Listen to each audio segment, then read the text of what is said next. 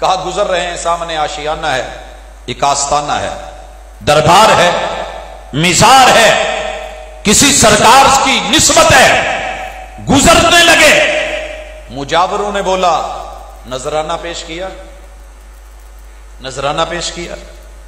اگر آپ نے کبھی کسی دربار پہ جا کے دیکھا ہو تو باقاعدہ وہاں پہ گلے پہ سوٹی مار کے کھڑکا کے آواز دے کے کہہ رہے ہوتے ہیں جناب نذرانہ ڈالیے، لوگ تیار ہیں۔ دونوں کہنے لگے ہم تو مسافر ہیں، ہمارے پاس تو کچھ نہیں دینے کو۔ کہا سنیے، ہمارے اس آشیانے کا، آستانے کا اصول، قاعدہ اور ضابطہ ہے، جو نذرانہ دے کے نہیں جائے گا وہ آگے بھی نہیں جائے گا، پیچھے بھی نہیں جائے گا، گردن کاٹی جائے گی، مار دیا جائے گا۔ دونوں نے میٹنگ کی، کیا کیا جائے؟ پھر کہا کہ ہم سے نہیں ہوگا، ہمارے پاس ہے ہی کچھ نہیں۔ کہنے لگے نذرانہ دینا پڑے گا، بے شک تم ایک مکھی کیوں نہیں مار کے وارنی ضرور پڑے گی۔ ایک جان کے لالے لے کے بیٹھ گیا اور کہنے لگا کہ نہیں، میں نے تو یہ کام کرنا ہے۔ دوسرا کہنے لگا مر جاؤں گا نا، اللہ کے ساتھ شرک نہیں کرنا۔ ہر دور کے پیغمبر کی تربیت، ایک نے مکھی کو پکڑا، مکھی کی گردن کتنی ہوگی؟ ایک نقطے کے برابر شاید، یوں توڑ کے وار کے اس نے پھینکی۔ انہوں نے کہا جا۔ دوسرے نے کہا اتنا شرک بھی نہیں کروں گا، اتنا بھی نہیں۔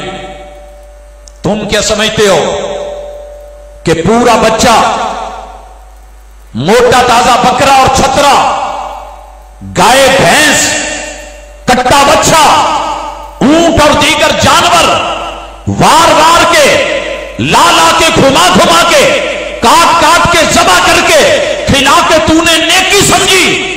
انہوں نے روکا صرف ایک مکھی کا سر، اس نے کاٹ کے لگایا، جان چھوڑ دی گئی، مگر اس نے ایک مکھی کے برابر بھی شرک نہیں کیا، یاروں نے مار دیا۔ محمد رسول اللہ صلی اللہ علیہ وسلم فرماتے ہیں وہ ایک بندہ صرف ایک مکھی کے برابر شرک کرنے پہ جہنم میں چلا گیا، اور ایک مکھی جتنا بھی شرک گوارا نہ کر کے دوسرا جنتوں میں چلا گیا۔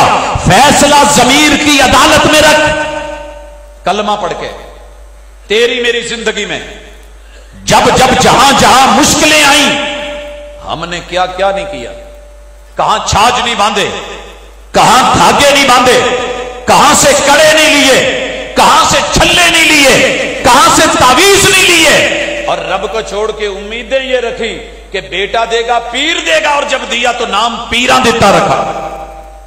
اب بھی شرک نہیں ہوا۔ وہ جناب بتوں کی آتے ہیں، یاد رکھیے جتنے بھی بت تھے وہ کسی بڑی ہستی کی تصویر اور ڈھانچے اور سٹیچو بنا کے اس کی یاد میں تھے۔ اینٹ کو یا پتھر کو کوئی نہیں پوجتا تھا۔ ود بھی سردار تھا، یغوث بھی سردار تھا، یعوق بھی سردار تھا، نصر بھی سردار تھا۔ لوگوں، یہ نائلہ بھی سرداری والی حیثیت میں آ کے کھڑی تھی۔ یہ جو عزا تھا وہ ہبل تھا۔ یہ کچھ چھوٹے موٹے لوگ نہیں تھے، بڑے بڑے بزرگ اور قوم کے سردار تھے، مگر جب ان کے نام پہ اللہ کے گھر میں ان کو رکھ کر کے ان لوگوں نے حج بھی کیے، عمرے بھی کیے، طواف بھی کیے، صفا مروہ کی سائیاں بھی کی، لیکن رب نے اٹھا کے منہ پہ مار دی۔ تو اور میں کس بات کی مولی ہیں؟ مسلک پہ نہ جا، یہ وہابی سنی شیعہ کی تفریق نہیں، یہ صحابہ کی زندگی ہے، جمیع صحابہ